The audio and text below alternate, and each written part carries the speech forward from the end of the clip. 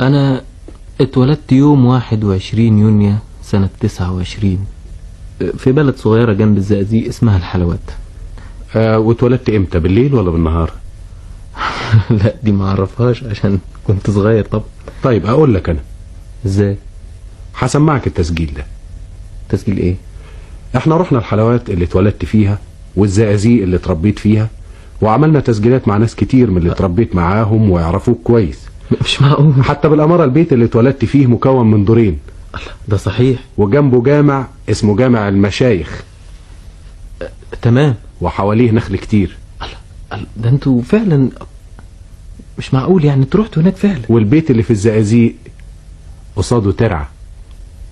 ايوه وانا فاكر ان انا كنت بصطاد سمك فيها وياما استحميت فيها كمان. وغرقت فيها ولحقوك. الله، انا بستغرب يعني. طب وليه؟ طيب ما انا يعني. طيب اسمع التسجيل ده وانت تعرف اتولدت امتى. عبد الحليم اتولد ساعة اذان الفجر تمام، لكن بعد ايه، بعد والدته الله يرحمها ما شافت الويل في ولادته.